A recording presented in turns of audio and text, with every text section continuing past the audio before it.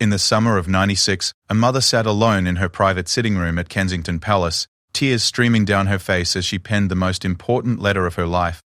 Princess Diana, the people's princess, was writing to her eldest son William on his 14th birthday, not knowing it would be her last chance to tell him everything she had kept locked in her heart.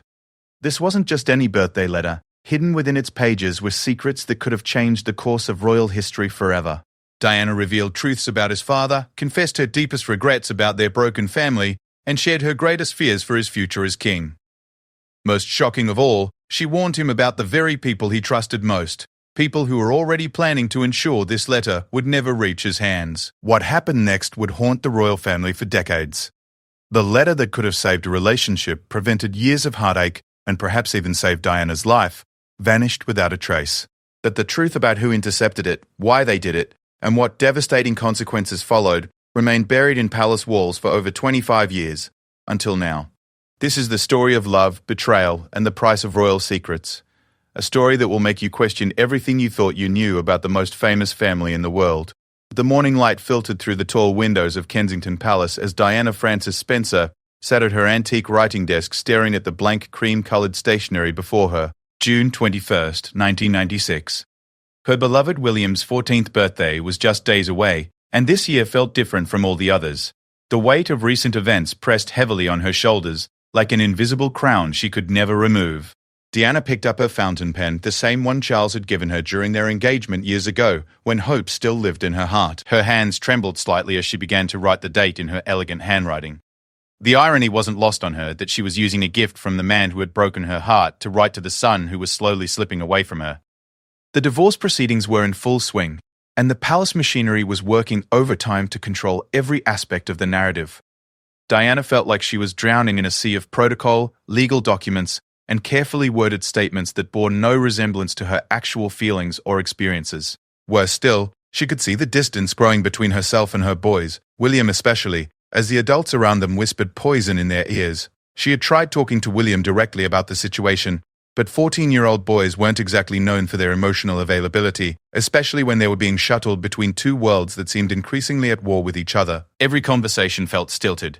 Every hug seemed to last a second shorter than before, and every goodbye carried the weight of uncertainty about when she would see him again. Diana set down her pen and walked to the window, looking out at the gardens where William and Harry had played as little boys. She could almost see their younger selves chasing each other around the fountain, their laughter echoing off the palace walls. Those had been happier times, before the fairy tale crumbled and revealed the cold reality beneath. The truth was, Diana was terrified, not of Charles, not of the Queen, not even of the relentless media attention that followed her every move. She was terrified that her son would grow up believing the carefully constructed lies about their family, about her, and about the reasons their marriage had failed. She was terrified that William would become just another victim of a system that valued appearance over truth, duty over love, and silence over honesty. Returning to her desk, Diana began to write in earnest. The words flowed from her heart onto the paper like water breaking through a dam. She told William about the early days of her marriage to his father, about the hope she had carried and the dreams she had nurtured. She wrote about the loneliness she had felt in a palace full of people, about the struggle to maintain her sense of self while trying to fit into a role that seemed designed for someone else entirely. But Diana didn't want this to be just another letter of complaint or self-pity. She wanted William to understand the complexity of human relationships, the way love could exist alongside disappointment, and how sometimes people could hurt each other deeply while still caring about one another. She wrote about Charles not as a villain, but as a man who had been shaped by the same rigid system that was now shaping William. As the hours passed, Diana found herself pouring out secrets she had never shared with anyone. She wrote about the eating disorder that had nearly destroyed her during the early years of her marriage, about the times she had felt so desperate and alone that she had contemplated ending her own life. She wrote about the strength she had found in charity work, about the people she had met who had taught her what real courage looked like, and about the lessons she hoped to pass on to him. The letter grew longer as Diana delved into her hopes and fears for William's future. She wrote about the burden of being heir to the throne, about the challenge of maintaining humanity while carrying out duty, and about the importance of never losing sight of the person he was beneath the titles and expectations. She urged him to be kind, to be compassionate, and to never let anyone convince him that showing emotion was a sign of weakness. Diana paused in her writing, as memories flooded her mind. She remembered the night William was born, how she had held him in her arms and promised to protect him from the harsh realities of royal life for as long as possible.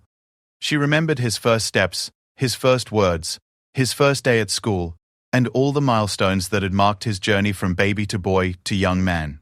Each memory was precious but also painful, because she could see how the circumstances of their life had already begun to change him.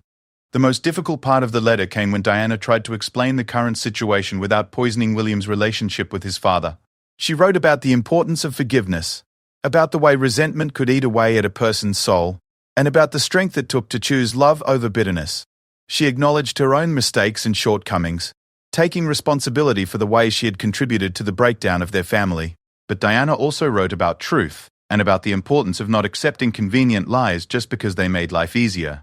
She wrote about the other people who had been involved in the destruction of their marriage, about the friends and advisors who had encouraged distance between Charles and herself, and about the system that seemed designed to perpetuate unhappiness in the name of duty and tradition. As evening approached, Diana realized she had been writing for nearly 8 hours straight. Her hand ached, her back was stiff, and her eyes were red from crying. But she wasn't finished yet. There was still so much she wanted to say, so many warnings she needed to give, so many pieces of wisdom she hoped to impart. She wrote about the media, about the way they could twist truth into lies and lies into headlines. She warned William about the people who would try to use him for their own purposes, who would pretend to be his friends while secretly serving other masters. She urged him to be careful about whom he trusted, but not to let suspicion turn him into a cold and isolated person. Diana also wrote about love, about the kind of woman she hoped he would one day marry. She urged him to choose someone who would love him for himself, not for his title or position. She wrote about the importance of finding someone who would be a true partner, someone who would support him in his duties while also helping him maintain his connection to the real world. The letter took on an almost prophetic quality as Diana wrote about her fears for the future of the monarchy. She worried that the institution was becoming too removed from the people it was meant to serve, too focused on maintaining traditions that no longer served any useful purpose. She urged William to remember that being royal was about service, not privilege, and that the greatest kings in history had been those who had connected with their people's struggles and aspirations. As night fell over London, Diana finally reached the end of her letter. She had filled nearly 20 pages with her thoughts, feelings, and hopes. The final paragraphs were the most emotional, as she tried to express the depth of her love for William and her faith in the man he would become. She wrote about how proud she was of him already, about the kindness she had seen him show to others, and about the strength of character she could see developing within him. Diana sealed the letter in a heavy cream envelope, writing William's name on the front in her careful script. She held the envelope for a long moment, knowing that once she sent it, there would be no taking back the words she had written. This letter contained her heart, her truth, and her deepest hopes for her son's future. The next morning, Diana called her private secretary and asked him to arrange for the letter to be delivered to Eton College, where William was finishing his school term. She wanted him to receive it on his actual birthday, so it would be the first thing he saw when he woke up on his special day. The secretary assured her that everything would be arranged exactly as she wished. Diana watched from her window as a palace courier left Kensington with her precious letter. She felt a mixture of relief and anxiety as the card disappeared from view. Relief that she had finally said everything she needed to say, and anxiety about how William would react to her words. Would he understand? Would he appreciate her honesty? Or would he feel burdened by the weight of her revelations? What Diana didn't know was that her letter would never reach its intended destination. As the courier made his way through London traffic, other forces were already in motion. Forces that had been monitoring Diana's communications and activities with increasing concern. The letter that was meant to build a bridge between mother and son would instead become another casualty in the war between love and duty, between truth and convenience, between a mother's heart and the machine of the monarchy.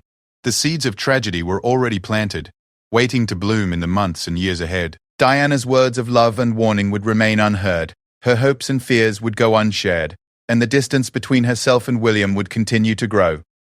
Fed by misunderstanding and the carefully orchestrated silence of those who feared what might happen if a mother's truth ever reached her son's ears. Sir Robert Fellows sat in his oak-panelled office at Buckingham Palace, his fingers drumming nervously against the leather surface of his antique desk.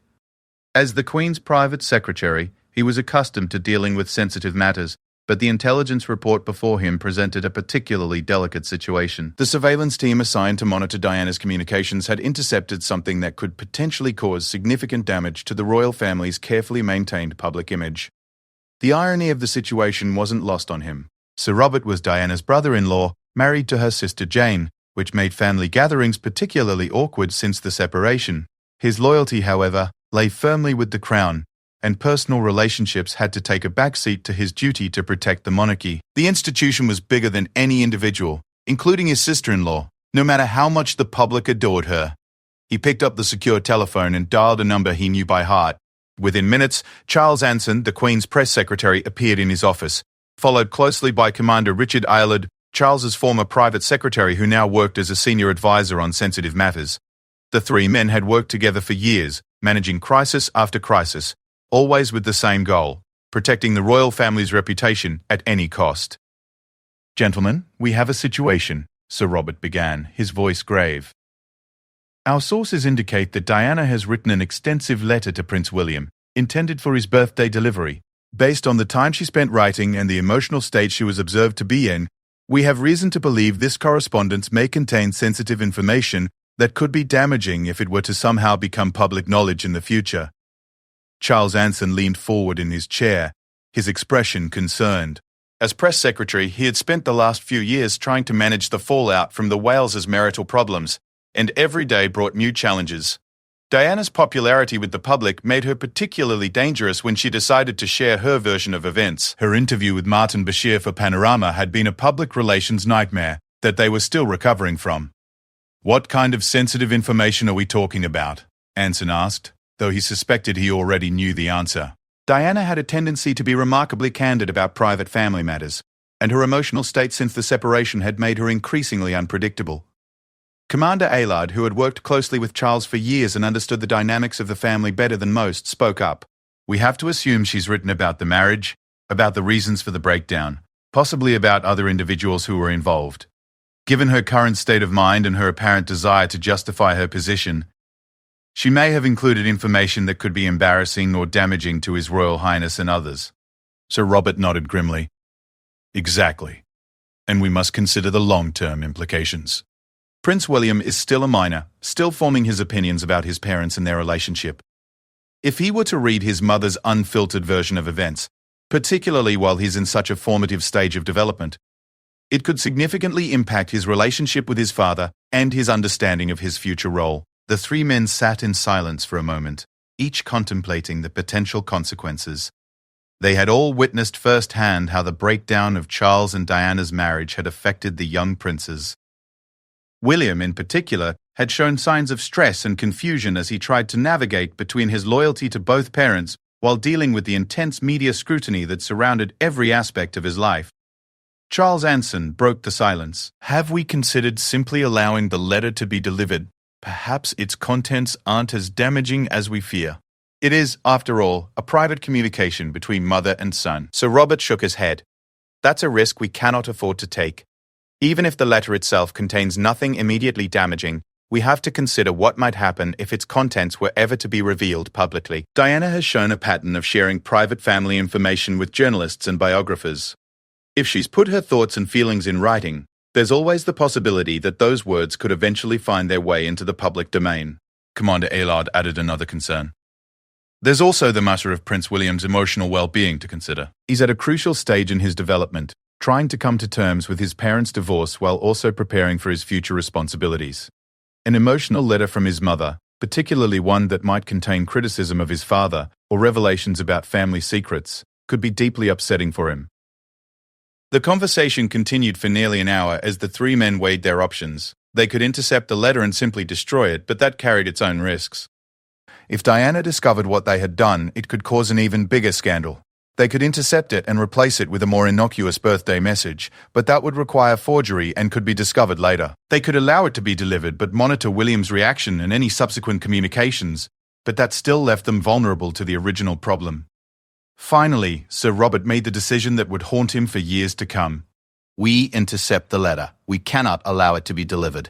The potential damage to the monarchy, to Prince Charles, and frankly to Prince William himself is too great. We'll arrange for an alternative birthday message to be delivered instead," something appropriate but neutral.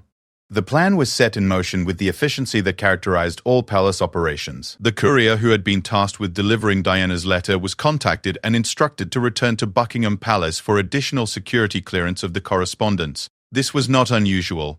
All mail to and from the royal family was routinely screened for security purposes.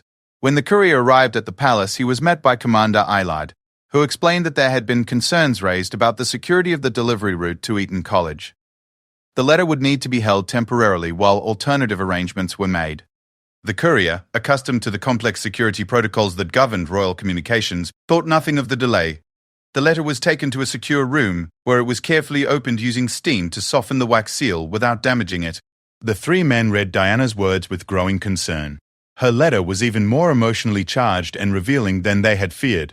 She had written extensively about her marriage to Charles, about the loneliness and desperation she had felt, about her struggles with eating disorders and depression, and about her fears for William's future.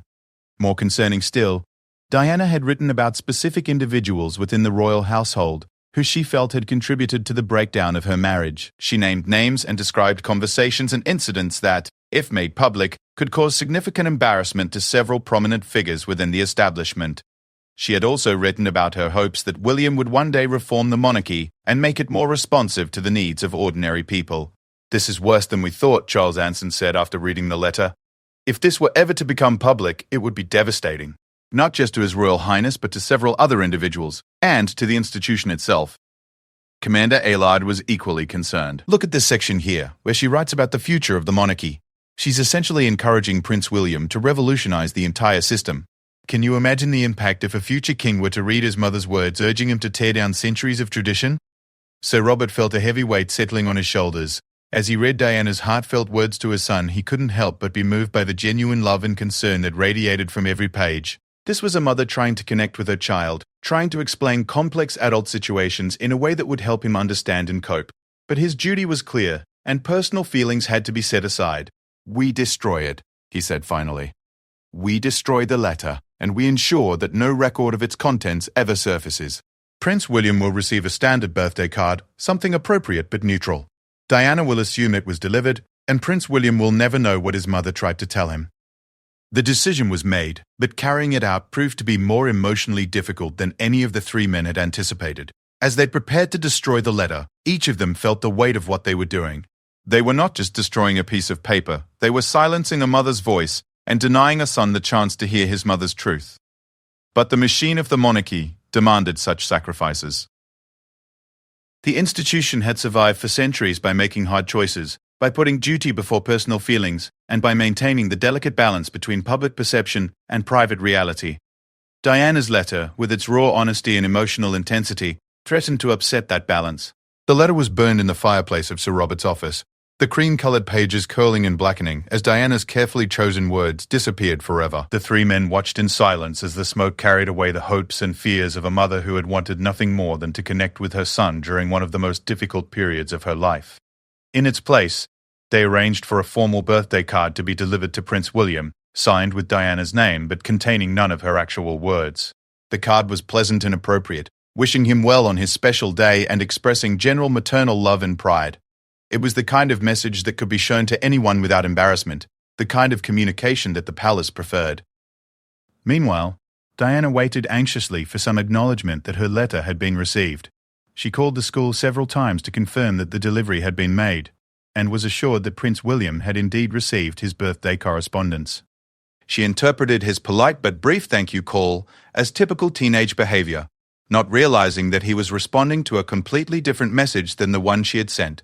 As the weeks passed, Diana began to notice that the distance between herself and William seemed to be growing rather than shrinking. She had hoped that her honest and heartfelt letter would open up new channels of communication between them, that it would help him understand her perspective and maybe even bring them closer together. Instead, William seemed more distant than ever, more formal in their interactions, more like a young man who was already being shaped by the palace machinery. The three men who had made the decision to intercept the letter told themselves that they had done the right thing. They had protected the monarchy, protected Prince Charles's reputation, and protected Prince William from potentially upsetting information. But, late at night, when they were alone with their thoughts, each of them wondered if they had made a terrible mistake. The seeds of tragedy that had been planted were beginning to germinate. By silencing Diana's voice, by preventing her from sharing her truth with her son, they had inadvertently created a situation that would have far-reaching consequences. The misunderstandings and miscommunications that followed would contribute to a growing rift between mother and son, a rift that would never have the chance to heal. The summer of 1996 passed like a slow-moving storm cloud over the House of Windsor. William returned from Eton for the holidays carrying the weight of expectations that seemed to grow heavier with each passing day. At 14, he was no longer the carefree boy who had once run through the halls of Kensington Palace. Instead, he had begun to display the measured composure that would one day be expected of a king. Diana noticed the change immediately when she picked him up from school. The spontaneous hugs had been replaced by polite kisses on the cheek. The excited chatter about school adventures had given way to careful, diplomatic responses to her questions. Most heartbreaking of all, the easy intimacy they had once shared seemed to have been replaced by an invisible barrier that neither of them knew how to cross. During their first weekend together, Diana found herself studying her son's face across the dinner table at Kensington Palace. William was telling her about his end-of-term cricket match, but his words felt rehearsed, as if he was fulfilling an obligation rather than sharing something meaningful. She searched his eyes for some sign of the connection they had once shared, some hint that her heartfelt birthday letter had touched him in some way. "Did you enjoy your birthday this year, darling?" Diana asked, hoping to open a door to the deeper conversation she had been hoping for since writing the letter. "I know turning 14 is quite special." William looked up from his plate, his expression polite but distant. "Yes, thank you, Mummy. The card you sent was very nice. Very proper." The word proper hung in the air between them like a judgment. It was such a formal word, so unlike the William she remembered, and it cut through Diana's heart like a knife. Diana felt a chill run through her. The card? She had poured her soul into 20 pages of carefully crafted thoughts and emotions, but William was referring to it as simply a card. Had the school staff somehow condensed her letter into a summary? Had they felt it was too lengthy for a teenage boy to read? She made a mental note to call the school and inquire about their mail delivery procedures. "I'm glad you liked it," Diana said carefully, still hoping that perhaps William was simply being modest about having received such a personal communication. "I put a lot of thought into what I wanted to say to you." William nodded absently, already moving on to talk about Harry's upcoming visit. Diana felt her heart sink.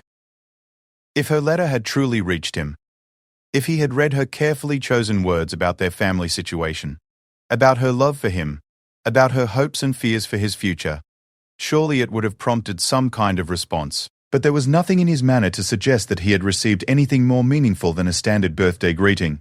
As the days passed, Diana's confusion grew into concern, and her concern began to transform into something approaching desperation. She had been so certain that opening her heart to William would begin to repair the growing distance between them. Instead, that distance seemed to be widening with each interaction. The situation became even more troubling during a visit to see Harry at Ludgrove School. Diana had arranged for both boys to spend a day together, hoping that the family time might rekindle some of the warmth that seemed to be slipping away. But even Harry, who was normally more open and affectionate than his older brother, seemed somehow different. "Harry mentioned that Daddy had a long talk with him about being careful what he believes," William said casually as they walked through the school grounds. "About how some people might try to confuse us with stories that aren't true." Diana stopped walking, her blood running cold. "What kind of stories, William?" "Oh, you know, about the family and why you and Daddy aren't together anymore. Daddy says there are people who want to make him look bad by making up things that didn't really happen. He says we should be careful about believing everything we hear, even from people we love." The words hit Diana like physical blows. Charles was actively working to undermine her credibility with their sons, planting seeds of doubt about anything she might tell them. And without her letter to provide context and explanation, William had no way of understanding the complexity of the situation or her perspective on what had gone wrong in their marriage. Diana realized that she was fighting a battle she hadn't even known was being waged. While she had been agonizing over how to communicate honestly with her sons without damaging their relationship with their father, Charles and his advisors had apparently been systematically working to position her as an unreliable narrator of their family story. "William," Diana said gently, "you know that your father and I both love you very much, don't you? And sometimes when adults have problems with each other, it doesn't mean that anyone is lying. It just means that people can remember the same events differently." But she could see in William's eyes that Charles's words had already taken root. The boy she had raised, who had once come to her with every scraped knee and childhood worry, was now looking at her with a subtle skepticism that broke her heart. The pattern continued over the following weeks. Every attempt Diana made to have a meaningful conversation with William seemed to run up against an invisible wall. When she tried to explain her perspective on the divorce, he would politely change the subject. When she attempted to share her feelings about their changing family situation, he would offer comfort that felt more dutiful than heartfelt. Most painful of all were the moments when Diana could see glimpses of the old William, the sensitive and caring boy who had always been so attuned to her emotions. But those moments were increasingly rare, replaced by a young man who seemed to be practicing the emotional distance that would be required of him in his future role. Diana began to suspect that something more than natural teenage development and the stress of the divorce was behind William's transformation. She decided to investigate what might have happened to her birthday letter, the communication that she had been so certain would help bridge the gap between them. She called Eton College and spoke to William's housemaster, explaining that she wanted to confirm that an important birthday message had been properly delivered. The housemaster assured her that Prince William had received his birthday correspondence as scheduled, but when Diana pressed for details about the specific items that had been delivered, she began to sense evasion in his responses. "Could you tell me exactly what was delivered?" Diana asked directly. "I sent quite a lengthy letter and I want to be sure it reached him in its entirety." There was a pause on the other end of the line. "Your Royal Highness, I believe Prince William received a birthday card." I wasn't personally involved in the delivery process, so I couldn't speak to any additional correspondence. A birthday card. Diana's heart began to race. She had sent 20 pages of her most heartfelt thoughts and feelings, and it had somehow been reduced to a simple birthday card. Something was very wrong. Diana contacted her private secretary and asked him to trace the delivery of her letter step by step. What she discovered filled her with a cold fury that she had never experienced before. The letter had been collected from Kensington Palace as arranged, but it had never arrived at Eton College. Instead, it had been diverted to Buckingham Palace for security screening and had apparently been lost in the process. The explanation offered by the palace was that there had been concerns about the security of the original delivery route, and that alternative arrangements had been made. However, those alternative arrangements had apparently failed, and somehow Diana's original letter had been misplaced. In its place, a standard birthday card had been sent to ensure that Prince William received appropriate birthday wishes from his mother. Diana knew immediately that this was no accident. The palace machinery that she had been fighting against for years had reached out and silenced her voice once again. Someone had made the decision that her words to her own son were too dangerous to be allowed to reach him. Someone had decided that a sterile, meaningless card was more appropriate than a mother's heartfelt attempt to connect with her child. The realization hit her like a physical blow. Not only had her attempt to reach William been thwarted, but the very act of intercepting her letter meant that someone had read her most private thoughts and feelings. Her personal revelations about her marriage, her struggles, her hopes and fears for her son's futures, all of it had been examined by strangers who had then made the decision to keep her words from their intended recipient. Diana felt violated, in a way that was almost impossible to describe.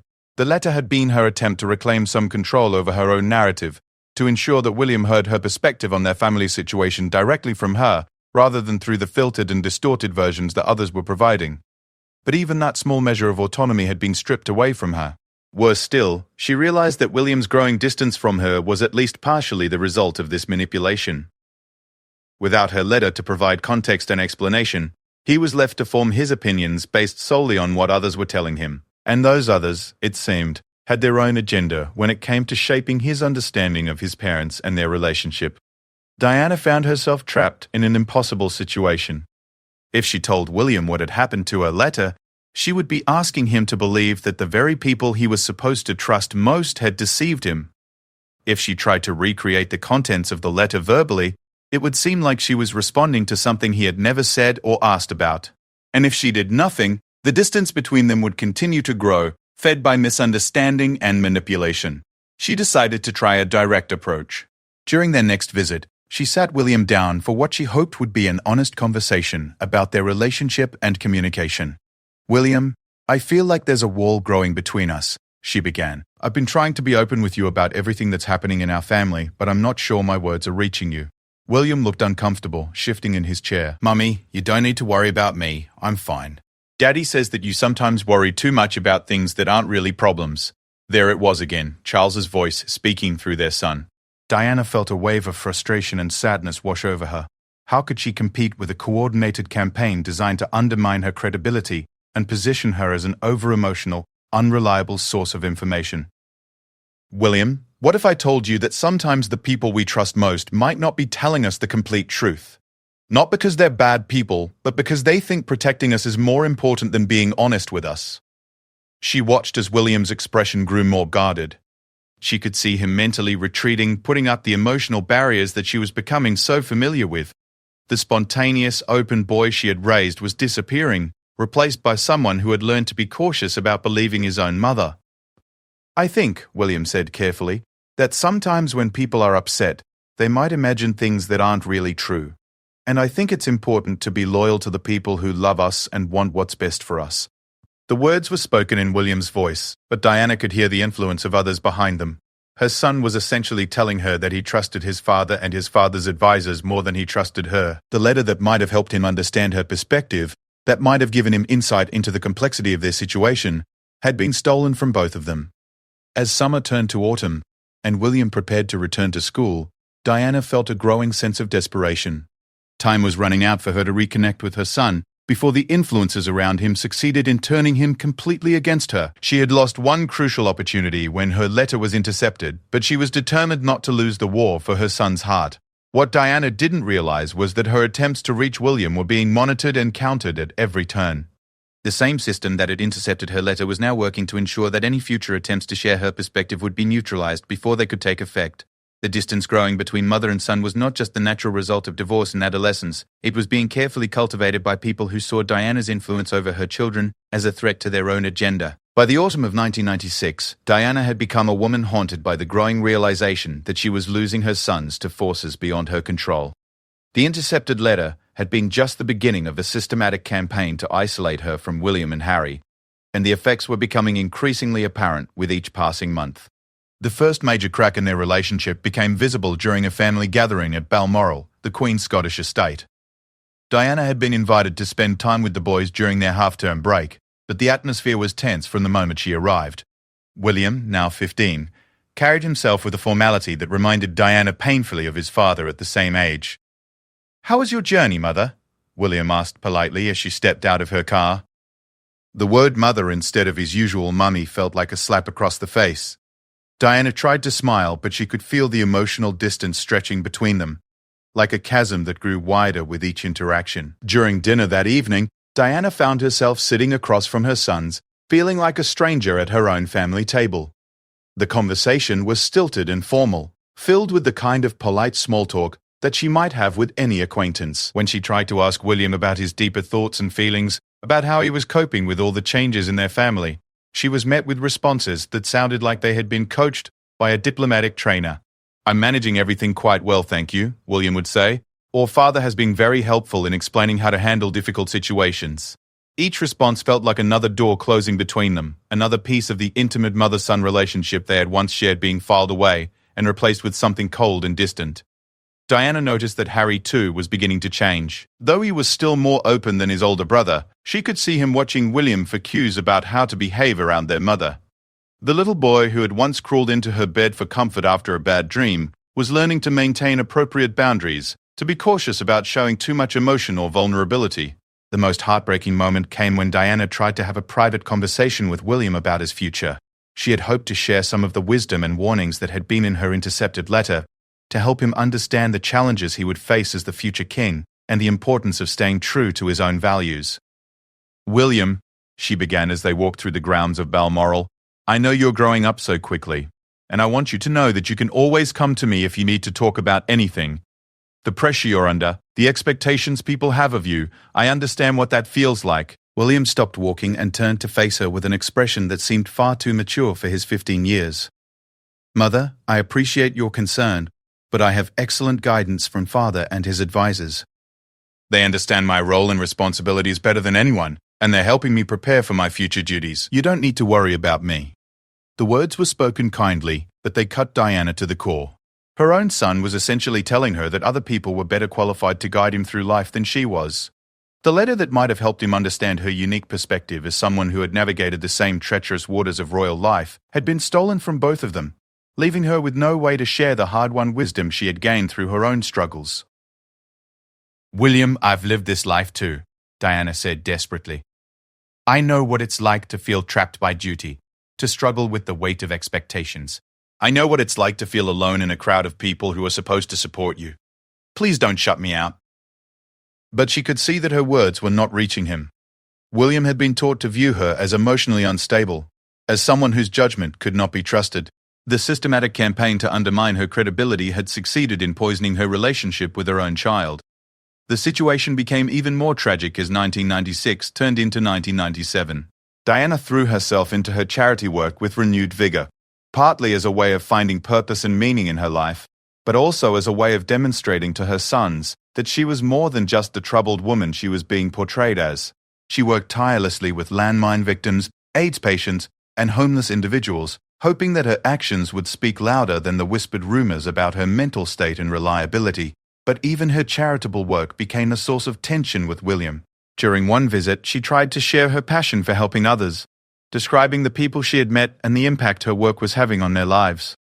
"That's very nice, Mother," William said politely. "But Father says it's important to be careful about getting too emotionally involved with people's problems. He says that royalty needs to maintain a proper distance to be effective."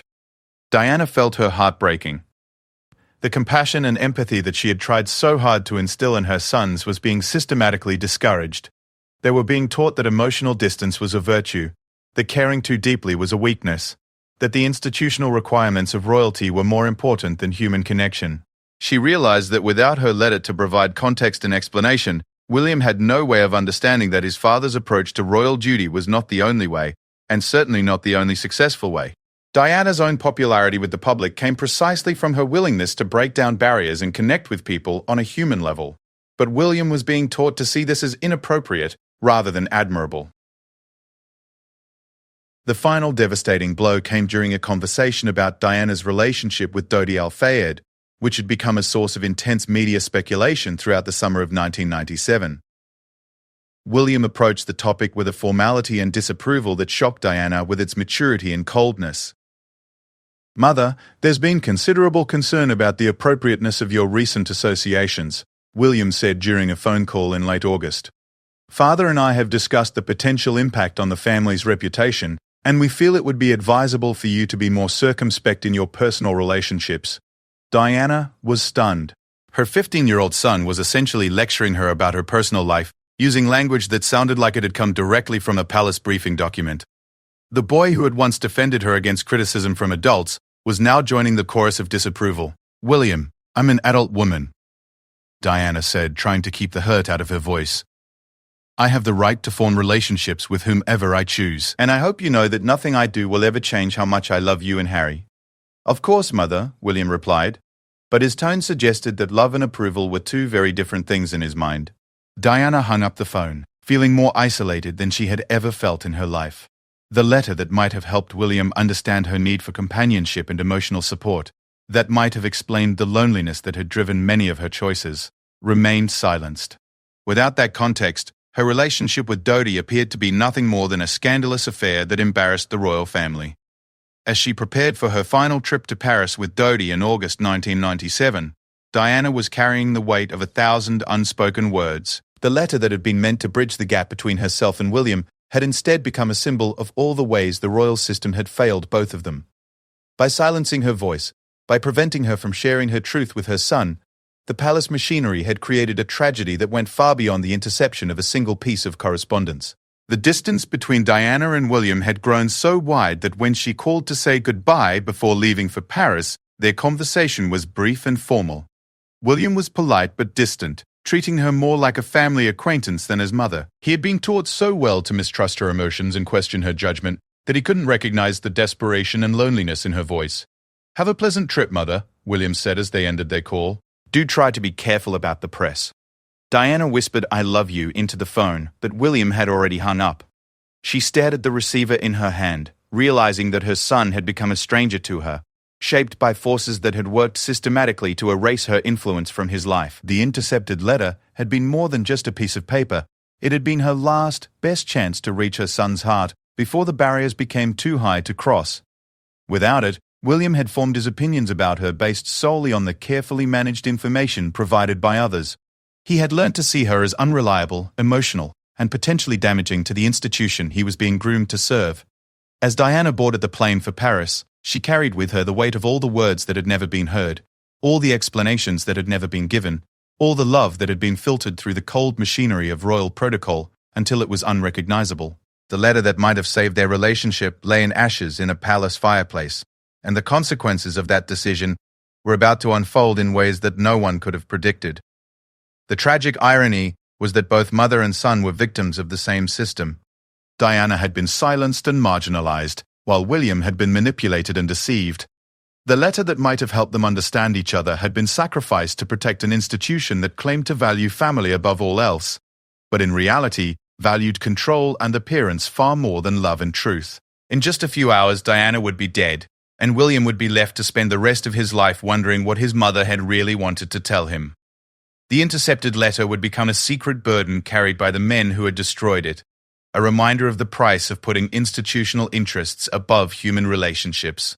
And William would grow up never knowing that his mother had tried desperately to reach him, to explain herself, to share her love and wisdom, only to be silenced by the very people he had been taught to trust most. The news reached Balmoral Castle in the early hours of August 31st, 1997, delivered by a phone call that would forever divide William's life into before and after.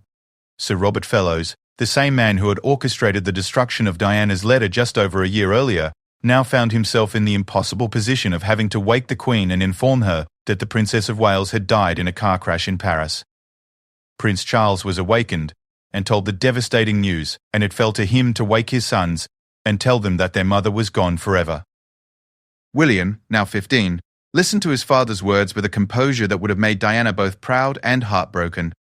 Even in this moment of unimaginable loss, he maintained the emotional distance he had been taught, the protective barrier that had been carefully constructed between himself and his feelings. But as the initial shock began to wear off, and the reality of his mother's death sank in, William was left with a grief that was complicated by 1,000 unanswered questions.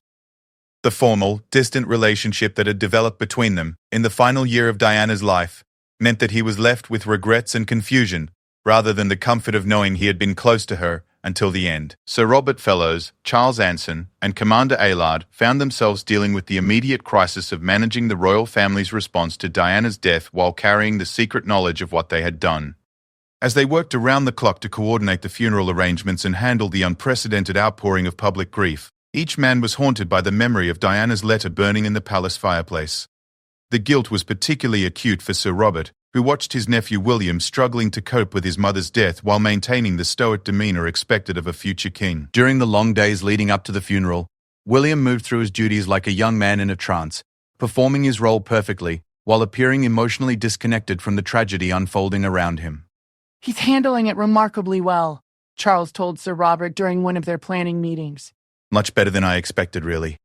Diana always worried that the boys were too sensitive, but William is showing real strength of character. Sir Robert nodded, but inside he felt a sick twist of knowledge. William wasn't handling it well. He was handling it exactly as he had been taught to handle everything, by suppressing his emotions and maintaining distance. The very training that had been designed to protect him from his mother's unreliable influence was now preventing him from properly grieving her loss. The funeral itself was a masterpiece of royal protocol, a carefully choreographed event that showcased the monarchy's ability to adapt to public sentiment while maintaining its essential dignity. William walked behind his mother's coffin with a composure that the world admired, but those who knew the family history understood the tragic irony of the situation. Here was a boy who had been systematically separated from his mother's emotional truth, now being praised for his ability to remain emotionally distant even from her death. The very qualities that were being celebrated as signs of his fitness for kingship were actually symptoms of a relationship that had been poisoned by manipulation and interference.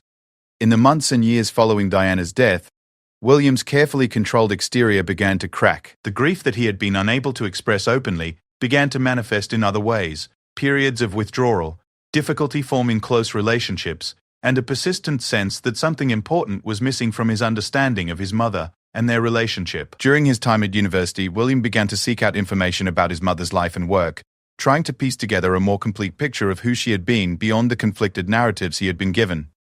He read biographies, watched documentaries, and spoke to people who had known Diana well, searching for clues about the woman behind the carefully managed public image. It was during this period of searching that William began to suspect that his understanding of his mother might have been incomplete or deliberately distorted. Friends and colleagues of Diana spoke of her in terms that didn't match the emotional and unreliable woman he had been taught to see. They described her as insightful, strategic, and deeply committed to her causes, qualities that seemed at odds with the narrative of instability that had been constructed around her. The most troubling realization came when William began to understand the extent to which his mother's communications had been monitored and controlled during the final years of her life. He learned about the surveillance of her phone calls, the screening of her correspondence, and the systematic efforts to limit her influence over her own sons. It was then that William began to wonder about his 14th birthday, about the formal card he had received instead of the personal letter his mother claimed to have sent. The memory of his mother's disappointed reaction when he thanked her for the card began to take on new significance as he realized that she had expected him to have received something much more personal and meaningful. William's search for the truth about his mother's intercepted letter became an obsession that lasted for years. He used his position and connections to quietly investigate what had happened to Diana's correspondence during the final period of her life. What he eventually discovered filled him with a rage and grief that threatened to consume him. Through careful detective work and the gradual cooperation of palace staff who had been carrying their own burden of guilt, William learned the full truth about his mother's birthday letter. He discovered that Diana had spent an entire day pouring her heart out onto 20 pages of cream-colored stationery, sharing her deepest thoughts and feelings about their family situation and her hopes for his future. More devastating still, he learned that the decision to intercept and destroy the letter had been made by people he had been taught to trust and respect. The very men who had guided him through his grief and helped shape his understanding of his role had been the architects of a deception that had poisoned his relationship with his mother during the final year of her life. When William finally confronted Sir Robert Fellows about the letter, the older man broke down and confessed everything. Through tears, Sir Robert described the contents of Diana's letter, her desperate attempts to connect with her son, and the decision to destroy her words out of fear that they might damage the monarchy. "We thought we were protecting you," Sir Robert said, his voice broken with grief and guilt. "We thought your mother's emotional state made her an unreliable guide for your future.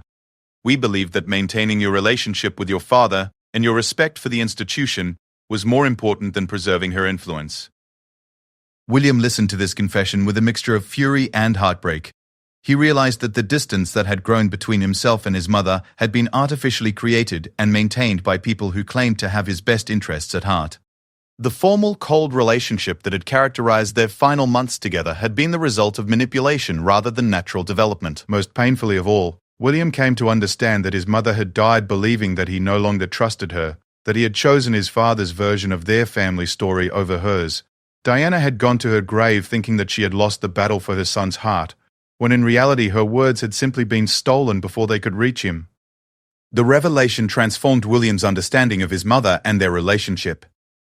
He began to see her struggles with the royal system in a new light, recognizing her attempts to maintain her authenticity and emotional connection as strengths rather than weaknesses.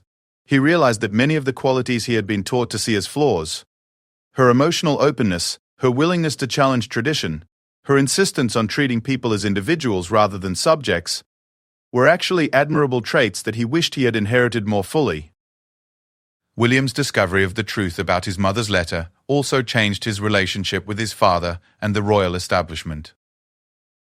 While he maintained his duty and respect for the institution, he developed a deep wariness of the advisors and courtiers who had orchestrated Diana's silencing.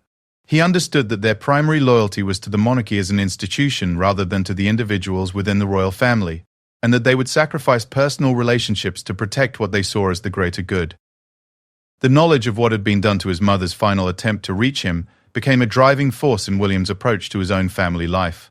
When he eventually married Catherine and had children of his own, he was determined to ensure that no outside forces would come between him and his relationships with his wife and children. He insisted on a level of privacy and autonomy that his ancestors had never enjoyed, creating boundaries that protected his family from the kind of interference that had destroyed his relationship with his mother. But the ghost of Diana's intercepted letter continued to haunt William throughout his life. He would often wonder what might have been different if he had received his mother's words, If he had understood her perspective during those crucial final months, would their relationship have remained close? Would he have been able to comfort her during her struggles with loneliness and public scrutiny? Would she have made different choices if she had known that her son truly understood and supported her? The men who had made the decision to destroy Diana's letter carried their own burden of guilt for the rest of their lives. Sir Robert Fellows, in particular, was tormented by the knowledge that his decision had contributed to the tragic estrangement between mother and son. In his final years, he would often be found staring into the fireplace where Diana's words had been burned, wondering if the price of protecting the monarchy had been too high. Charles Anson and Commander Aylard also struggled with the consequences of their actions. They had believed they were making a difficult but necessary decision to protect the royal family, but they came to understand that they had instead created a wound that would never fully heal. The silence they had imposed on Diana had silenced her forever, denying both mother and son the chance to truly understand each other. The legacy of the intercepted letter extended beyond the personal tragedy of William and Diana's relationship. It became a symbol of the way the royal institution prioritized appearance over truth, control over authenticity, and duty over love. The letter's destruction represented all the voices that had been silenced, all the truths that had been buried, and all the relationships that had been sacrificed in the name of protecting the monarchy. For William, the knowledge of his mother's stolen words became both a source of profound grief and a powerful motivation. He understood that he could never recover the relationship he might have had with Diana, but he could ensure that future generations would not suffer the same fate. The intercepted letter became a reminder of the importance of authentic communication, of the dangers of allowing intermediaries to control personal relationships, and of the need to value human connection over institutional concerns. As William prepared for his own future role as king, he carried with him the memory of his mother's silenced voice and the determination that no one would ever again have the power to prevent a parent from speaking their truth to their child. The letter that had been burned in a palace fireplace lived on in William's commitment to transparency, authenticity, and the protection of family relationships from those who would sacrifice them for political or institutional gain. The story of Diana's intercepted letter became, in the end, not just a tale of personal tragedy, but a cautionary reminder of the price of silence and the importance of allowing love to speak its truth, no matter how inconvenient that truth might be for those in power.